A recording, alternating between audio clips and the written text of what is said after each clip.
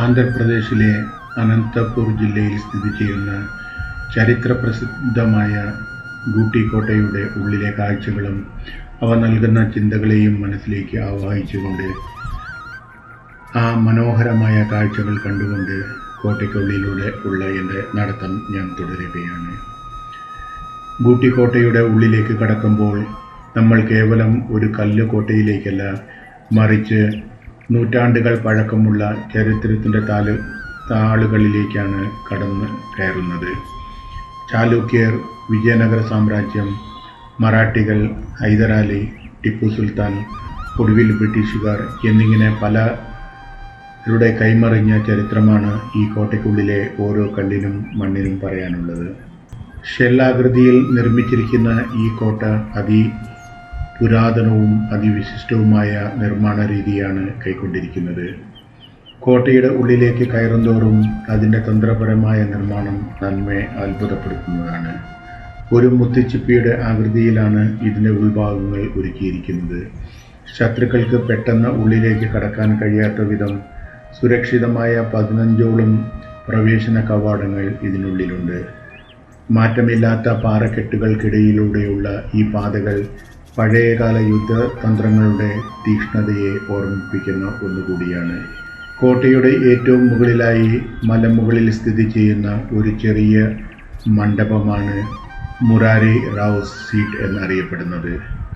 മറാഠ ഭരണാധികാരിയായിരുന്ന മുരാരി റാവു ഇവിടെ ഇരുന്ന് താഴെയുള്ള പ്രകൃതി ഭംഗിയും തൻ്റെ രാജ്യത്തിൻ്റെ അതിരുകളും വീക്ഷിച്ചിരുന്നു എന്നാണ് ചരിത്രം നമ്മെ പഠിപ്പിക്കുന്നത്. അവിടെ നിൽക്കുമ്പോൾ തണുത്ത കാറ്റിനൊപ്പം ഒരു വലിയ സാമ്രാജ്യത്തിൻ്റെ അധിപനായിരുന്ന മനുഷ്യൻ്റെ അധികാരവും കാലപ്രവാഹത്തിൽ അത് ഇല്ലാതായ എന്ന സത്യവും ഒരേ സമയം മനസ്സിലേക്ക് കടന്നുവരും. വരണ്ട ഈ പ്രദേശത്ത് കോട്ടയ്ക്കുള്ളിൽ വലിയ കുളങ്ങളും ജലസംഭരണികളും നിർമ്മിച്ചിരിക്കുന്നത് നമുക്ക് കാണാൻ സാധിക്കുന്നതാണ്. കടുത്ത വേനലിലും യുദ്ധകാലത്തും കോട്ടയ്ക്ക് ഉള്ളിലുള്ളവർക്ക് ജീവൻ നിലനിർത്താൻ ഇവ എത്രത്തോളം സഹായിച്ചിട്ടുണ്ടാകും എന്ന് ആലോചിക്കുമ്പോൾ അന്നത്തെ എഞ്ചിനീയറിംഗ് മികവിനോട് ബഹുമാനം തോന്നും. ധാന്യങ്ങൾ സൂക്ഷിച്ചിരുന്ന വലിയ കലവറകളുടെ അവശിഷ്ടങ്ങളും ഇവിടെ നമുക്ക് കാണാവുന്നതാണ്. കോട്ടയ്ക്കുള്ളിലെ ചില ഭാഗങ്ങൾ ഇന്ന് പൂർണ്ണമായും തകർന്ന നിലയിലാണ്. ശത്രുക്കളെ പാർപ്പിച്ചിരുന്ന ഇരുണ്ട തടവറകൾക്കുള്ളിൽ ഒരുതരം ശൂന്യതയും ഭയവും ജനിപ്പിക്കുന്ന അന്തരീക്ഷമാണ് നിലനിൽക്കുന്നത്. യുദ്ധങ്ങളും ചോരപ്പുഴകളും കണ്ട ആ ചുവരുകൾ ഇന്ന് തികച്ചും ശാന്തമാണ്. മനുഷ്യൻ നിർമ്മിച്ച കോട്ടമതിലുകളെ പ്രകൃതിയിലെ വന്യമായ കാടും പുല്ലും വന്നു മൂടിയിരിക്കുന്നു. എത്ര വലിയ കോട്ടകൾ കെട്ടിപ്പൊക്കിയാലും എത്ര വലിയ സാമ്രാജ്യങ്ങൾ സ്ഥാപിച്ചാലും സമയത്തിനു മുന്നിൽ എല്ലാം ഒരു നാൾ കീഴടങ്ങുമെന്ന വലിയ തത്വമാണ് ഗൂട്ടി കോട്ടയുടെ ഉൾക്കാഴ്ചകൾ നമുക്ക് നൽകുന്നത്. ഇന്ന് ആൾക്കൂട്ട ബഹളങ്ങളിൽ നിന്ന് മാറി നിൽക്കുന്ന ഗൂട്ടി കോട്ടയുടെ ഉള്ളിലെ നിശബ്ദത അവിടെ എത്തുന്ന ഏതൊരു സഞ്ചാരിയെയും ചരിത്രത്തിൻ്റെ വലിയൊരു ആത്മവിചാരത്തിലേക്ക് നയിക്കും എന്നതിൽ ഒരു സംശയവുമില്ല. ഗൂട്ടി കോട്ടയുടെ ഉള്ളിലെ കാഴ്ചകൾ നമ്മെ ഭൂതകാലത്തിലേക്ക് കൂട്ടിക്കൊണ്ടു പോകുമ്പോൾ അതിൻ്റെ ചുറ്റുപാടുകൾ പ്രകൃതിയുടെ വന്യതയും ആധുനികതയും തമ്മിലുള്ള ഒരു അപൂർവ സങ്കലനമാണ് നമുക്ക് സമ്മാനിക്കുന്നത്. കോട്ടയുടെ മുകളിൽ നിന്ന് ചുറ്റിലും കണ്ണോടിക്കുമ്പോൾ അനുഭവപ്പെടുന്ന അതിമനോഹര കാഴ്ചകളാണ് നമ്മുടെ മനസ്സിലേക്ക് കടന്നു വരുന്നത്. സമുദ്രനിരപ്പിൽ നിന്നും ഏകദേശം 300 മീറ്ററിലധികം ഉയരമുള്ള ഒരു കൂറ്റൻ പാറക്കെട്ടിന് മുകളിലാണ് ഈ കോട്ട സ്ഥിതി ചെയ്യുന്നത്. അതുകൊണ്ട് തന്നെ അതിൻ്റെ മുകളിൽ നിന്നുള്ള ദൂരക്കാഴ്ചകൾ ഒരേ സമയം ശാന്തതയും വിസ്മയവും ഉണർത്തുന്നതും കൂടിയാണ്. കോട്ടയുടെ മുകളിൽ നിന്നും നാം കണ്ണോടിക്കുമ്പോൾ അനന്തമായി പരന്നുകിടക്കുന്ന ഡെക്കൻ പീഠഭൂമിയാണ് നമ്മുടെ മുമ്പിലേക്ക് അനാവരണം ചെയ്യപ്പെടുക. കോട്ടയുടെ മുകളിൽ നിന്ന് നോക്കുമ്പോൾ ചുറ്റുമുള്ള പ്രദേശം മുഴുവനും ഒരു ഭൂപടം പോലെ നിവർന്നു കിടക്കുന്നത് കാണാം. പ്രകൃതി ഒരുക്കിയ ഈ തന്ത്രപരമായ ഭൂപ്രകൃതിയാണ് എന്തുകൊണ്ട് ഈ കോട്ട ശത്രുക്കൾക്ക് പിടിച്ചെടുക്കാൻ പ്രയാസമുള്ള ഒന്നാക്കി മാറ്റി എന്ന് നമുക്ക് മനസ്സിലാക്കി തരുന്നത്. മൈലുകളോളം അകലെയുള്ള ശത്രുക്കളുടെ ചലനങ്ങൾ പോലും ഇവിടെ നിന്ന് കൃത്യമായി നിരീക്ഷിക്കാമായിരുന്നു എന്നതാണ് ഇതിൻ്റെ ഏറ്റവും വലിയ പ്രത്യേകത. ആന്ധ്രാപ്രദേശിൻ്റെ ഈ ഭാഗം പൊതുവെ വരണ്ട കാലാവസ്ഥയുള്ളതാണ്. കോട്ടയ്ക്ക് ചുറ്റുമുള്ള കുന്നുകൾ തവിട്ട് നിറത്തിലുള്ള കൂറ്റൻ പാറകൾ നിറഞ്ഞതാണ്.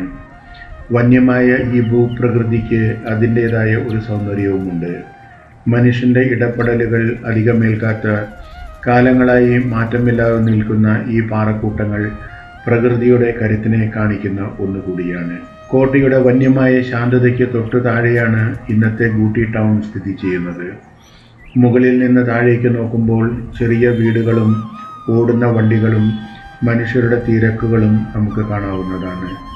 നൂറ്റാണ്ടുകൾക്ക് മുമ്പ് ഇതേ സ്ഥാനത്ത് പടയാളികളും കുതിരകളും യുദ്ധകാഹളങ്ങളും ഉണ്ടായിരുന്നു എന്ന് നാം ഓർക്കുമ്പോൾ കാലത്തിൻ്റെ മാറ്റം നമ്മെ അത്ഭുതപ്പെടുത്തുന്നു.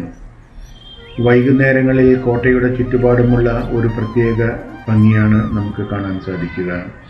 അസ്തമയ സൂര്യൻ്റെ ചുവപ്പ് പടരുമ്പോൾ ചുറ്റുമുള്ള വരണ്ട കുന്നുകളും കോട്ടമതിലുകളും സ്വർണ്ണ നിറത്തിൽ തിളങ്ങും. ആ നിമിഷത്തിൽ ചുറ്റുമുള്ള കാറ്റിൽ ഒരു വലിയ ചരിത്രത്തിൻ്റെ മർമ്മരങ്ങൾ ഒളിഞ്ഞിരിപ്പുണ്ടെന്ന് നമുക്ക് തോന്നിപ്പോകും. കോട്ടയ്ക്ക് മുകളിലെ കാറ്റിൽ തികഞ്ഞ നിശബ്ദതയാണ്. എന്നാൽ താഴേക്ക് നോക്കുമ്പോൾ ആധുനിക ജീവിതത്തിൻ്റെ കോലാഹലങ്ങൾ നമുക്ക് കാണാവുന്നതാണ്. ഒരേ സമയം ഭൂതകാലത്തിൻ്റെ നിശ്ചലതയിലും വർത്തമാനകാലത്തിൻ്റെ ചലനാത്മകതയിലും നിലകൊള്ളുന്ന ഒരു കണ്ണിയായി ഈ കോട്ടയുടെ ചുറ്റുപാടുകൾ മാറുന്നു. മനുഷ്യൻ നിർമ്മിച്ച ചരിത്രവും പ്രകൃതിയൊരുക്കിയ ഭൂപ്രകൃതിയും പരസ്പരം ലയിച്ചു ചേരുന്ന ഒന്നാണ് ഗൂട്ടിക്കോട്ടയുടെ ചുറ്റുപാടുകൾ. നഗരത്തിൻ്റെ തിരക്കുകളിൽ നിന്ന് മാറി പ്രകൃതിയുടെ വന്യതയിലേക്ക് നോക്കി നിൽക്കാൻ ആഗ്രഹിക്കുന്നവർക്ക് ഇവിടുത്തെ കാഴ്ചകൾ എന്നും ഒരു പുതിയ അനുഭൂതിയായിരിക്കും പകർന്നു നൽകുന്നത്. ഇങ്ങനെ ഈ മനോഹരമായ കോട്ടയിലെ കാഴ്ചകളും കണ്ട് പ്രകൃതി ഒരുക്കിയ മനോഹരമായ ദൃശ്യങ്ങളും മനസ്സിൽ ഓർത്തെടുത്ത് കോട്ടയുടെ മുകളിലേക്ക് കയറാനുള്ള പ്രയത്നത്തിലാണ് ഞാൻ. ചരിത്രത്തെ ഓർത്തുകൊണ്ട് ഗൂട്ടിക്കോട്ടയുടെ ഓരോ പടവുകളും പിന്നിട്ട് ഞാൻ കോട്ടയുടെ മുകൾ ഭാഗത്തേക്ക് സഞ്ചരിക്കുമ്പോൾ ഗൂട്ടിക്കോട്ടയെ പറ്റിയാണ് ഞാൻ ചിന്തിച്ചു കൊണ്ടിരിക്കുന്നത്. ആന്ധ്രാപ്രദേശിലെ അനന്തപൂർ ജില്ലയിലുള്ള ഗൂട്ടിക്കോട്ട കേവലം ഒരു വിനോദസഞ്ചാര കേന്ദ്രം മാത്രമല്ല, ഇന്ത്യയുടെ മധ്യകാല യുദ്ധചരിത്രത്തിലേക്കും വാസ്തുവിദ്യയിലേക്കും വെളിച്ചം വീശുന്ന അത്യപൂർവമായ ഒരു പുരാവസ്തു കേന്ദ്രം കൂടിയാണ്. ഭാരതീയ പുരാവസ്തു വകുപ്പ് ദേശീയ പ്രാധാന്യമുള്ള സ്മാരകമായി ഇതിനെ പ്രഖ്യാപിച്ചിട്ടുണ്ട്. ഗൂട്ടിക്കോട്ട ഒരു കാലഘട്ടത്തിൽ മാത്രം നിർമ്മിക്കപ്പെട്ടതല്ല. ചാലൂക്യന്മാർ, വിജയനഗര രാജാക്കന്മാർ, മറാഠികൾ, മുഗളന്മാർ, കുതുബ് ഷാഹി വംശജർ, ഹൈദരാലി, ടിപ്പു സുൽത്താൻ എന്നിവരെല്ലാം ഈ കോട്ട ഭരിക്കുകയും അവരുടെ തനത് ശൈലികൾ ഇതിലേക്ക് കൂട്ടിച്ചേർക്കുകയും ചെയ്തിട്ടുണ്ട്. കോട്ടയ്ക്കുള്ളിലെ കവാടങ്ങളിലും തകർന്ന കെട്ടിടങ്ങളിലും വിജയനഗര ശൈലിയിലുള്ള കൊത്തുപണികളും ഇസ്ലാമിക് ശൈലിയിലുള്ള കമാനങ്ങളും ഒരുമിച്ച് കാണാൻ സാധിക്കും.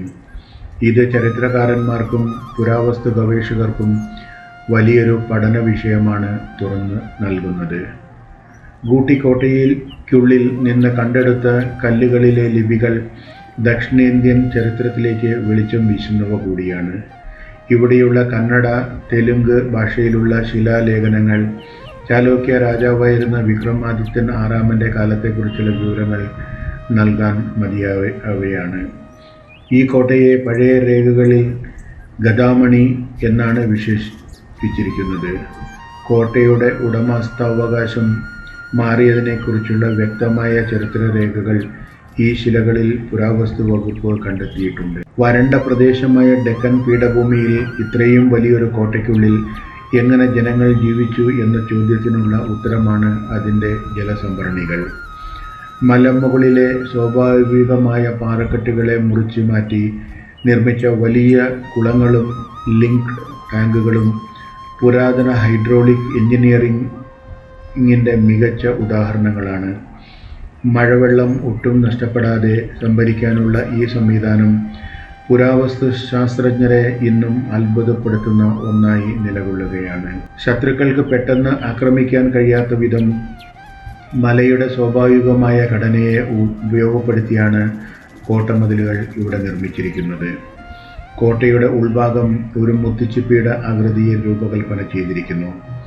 ആനകൾക്ക് തള്ളിത്തുറക്കാൻ കഴിയാത്ത വിധത്തിലുള്ള കൂട്ടുകളും സ്ഥാപിക്കുന്നതിനുള്ള പ്രത്യേക ബുർജുകളും സൈനിക ചരിത്ര ഗവേഷണങ്ങൾക്ക് വലിയ സംഭാവന നൽകുന്ന ഒന്നാണ്. ടിപ്പു സുൽത്താൻ്റെ പതനത്തിന് ശേഷം കോട്ട ബ്രിട്ടീഷുകാരുടെ കൈകളിലെത്തി. മദ്രാസ് ഗവർണറായിരുന്ന സർ തോമസ് മൺട്രോയുടെ ശവകുടീരം ആദ്യകാലത്ത് ഈ കോട്ടയുടെ താഴെയാണ് സ്ഥിതി ചെയ്തിരുന്നത്. പിന്നീട് ഇത് ചെന്നൈയിലേക്ക് മാറ്റുകയുണ്ടായി. ബ്രിട്ടീഷ് കാലഘട്ടത്തിലെ ചില നിർമ്മിതികളും ഇതിൻ്റെ പരിസരത്ത് നമുക്ക് കാണാവുന്നതാണ്. കല്ലുകളിലും മണ്ണുകളിലും കൊത്തിവെച്ച ഒരു ചരിത്ര പുസ്തകമാണ് ഗണ്ടിക്കോട്ട എന്ന് പറയുന്നതിൽ തെല്ലും അത്ഭുതമില്ല. ദക്ഷിണേന്ത്യയിലെ രാഷ്ട്രീയ അട്ടിമറികളും വാസ്തുവിദ്യാ പരിണാമങ്ങളും പഠിക്കാൻ ആഗ്രഹിക്കുന്ന ഏതൊരു പുരാവസ്തു ഗവേഷകനും ഒഴിച്ചുകൂടാനാവാത്ത ഒരു കേന്ദ്രമാണ് ഈ ഗണ്ടിക്കോട്ട. ആധുനിക സാങ്കേതിക വിദ്യകളോ യന്ത്രങ്ങളോ ഇല്ലാതിരുന്ന കാലത്ത് കേവലം മനുഷ്യ വിഭവവും പ്രകൃതിദത്തമായ അറിവുകളും ഉപയോഗിച്ച് നിർമ്മിച്ച അത്ഭുതകരമായ ഒരു എഞ്ചിനീയറിംഗ് മാതൃകയാണ് ഗണ്ടിക്കോട്ട. കല്ലുകൾ കൊണ്ടുള്ള ഈ ഭീമാകാരമായ നിർമ്മിതിക്ക് പിന്നിലെ എഞ്ചിനീയറിംഗ് തന്ത്രങ്ങൾ പരിശോധിച്ചാൽ അന്നത്തെ ശില്പികളുടെയും ഭരണാധികാരികളുടെയും ദീർഘവീക്ഷണം നമുക്ക് മനസ്സിലാക്കാവുന്നതാണ്. കോട്ട സ്ഥിതി ചെയ്യുന്ന അനന്തപൂർ പ്രദേശം ചരിത്രപരമായി തന്നെ വരണ്ടതും മഴ കുറഞ്ഞതുമായ ഒരു മേഖലയാണ്. കടുത്ത വേനലിലും യുദ്ധകാലത്ത് കോട്ട ഉപരോധിക്കപ്പെടുമ്പോഴും ഉള്ളിലുള്ള സൈന്യത്തിനും ജനങ്ങൾക്കും കുടിവെള്ളം ഉറപ്പിക്കാൻ മികച്ചൊരു എഞ്ചിനീയറിംഗ് സംവിധാനം ഇവിടെ ഒരുക്കിയിരുന്നു. പാറ വെട്ടി ഉണ്ടാക്കിയ കുളങ്ങളാണ് അതിൽ ഏറ്റവും പ്രധാനമായത്. മലമുകളിലെ സ്വാഭാവികമായ പാറക്കെട്ടുകൾക്കിടയിലെ ചെരുവുകൾ കൃത്യമായി മനസ്സിലാക്കി അവ തുറന്ന് വലിയ കുളങ്ങളും ലിങ്ക്ഡ് ടാങ്കുകളും ഇവിടെ നിർമ്മിച്ചു വന്നിരുന്നു. മഴ പെയ്യുമ്പോൾ മലമുകളിലെ ഓരോ തുള്ളി വെള്ളവും ഒലിച്ചു പോകാതെ ഈ കുളങ്ങളിലേക്ക് ഒഴുകിയെത്തത്തക്ക വിധത്തിൽ ചെറിയ ചാനലുകൾ പാറയിൽ കൊത്തിവെച്ചിട്ടുണ്ട്. ഫിൽട്രേഷൻ രീതിയിൽ ഉപയോഗിച്ച ഈ വെള്ളം ദീർഘകാലം ശുദ്ധമായി സൂക്ഷിക്കാനും അവർക്ക് അതുകൊണ്ട് തന്നെ കഴിഞ്ഞിരുന്നു. പ്രകൃതിദത്തമായ ഭൂപ്രകൃതിയെ എങ്ങനെ ഒരു പ്രതിരോധ കോട്ടയായി മാറ്റാം എന്നതിൻ്റെ മികച്ച ഉദാഹരണമാണ് ഈ കോട്ട. കോട്ടയുടെ ഭൂരിഭാഗം മതിലുകളും മലയിലെ കൂറ്റൻ ഗ്രാനൈറ്റ് പാറകൾക്ക് മുകളിലാണ് കെട്ടിപ്പൊക്കിയിരിക്കുന്നത്. അടിത്തറ ഇളകാത്ത ഈ പാറകൾക്ക് മുകളിൽ കോട്ട പണിതുവഴി നിർമ്മാണ സാമഗ്രികളുടെ അളവ് കുറയ്ക്കാനും അതേസമയം കോട്ടയുടെ കരുത്ത് ഇരട്ടിയാക്കാനും സാധിച്ചു. മലയുടെ താഴെ മുതൽ മുകളറ്റം വരെ വിവിധ തലങ്ങളിലായി 15ഓളം കവാടങ്ങൾ കടന്നു വേണം മുകളിലെത്താൻ. താഴത്തെ ഒരു ഭാഗം ശത്രുക്കൾ പിടിച്ചെടുത്താലും മുകളിലുള്ളവർക്ക് സുരക്ഷിതമായി ഇരുന്ന് പ്രതിരോധിക്കാൻ കഴിയുന്ന ജാമിതീയ രൂപകൽപ്പനയാണ് ഇതിനുള്ളത്. നൂറ്റാണ്ടുകളായി ഇടിമിന്നലിനെയും കടുത്ത വേനലിനെയും യുദ്ധങ്ങളെയും അതിജീവിച്ച ഈ കോട്ട നിലനിൽക്കുന്നത് അതിൻ്റെ നിർമ്മാണ മികവ് കൊണ്ട് മാത്രമാണ്. സിമെൻറ്റോ മറ്റ് ആധുനിക മിശ്രിതങ്ങളോ വ്യാപകമല്ലാതിരുന്ന കാലത്ത് വലിയ ഗ്രാനൈറ്റ് കല്ലുകൾ കൃത്യമായ അളവിൽ മുറിച്ച് പരസ്പരം കോർത്താണ് മതിലുകൾ നിർമ്മിച്ചിരുന്നത്. ഈ ഗൂട്ടിക്കോട്ടയുടെ കാഴ്ചകൾ കണ്ട് ഇനി തിരിച്ചിറങ്ങുകയാണ് മറ്റ് വിസ്മയകരമായ കാഴ്ചകളിലേക്ക് നടന്നു നീങ്ങാൻ.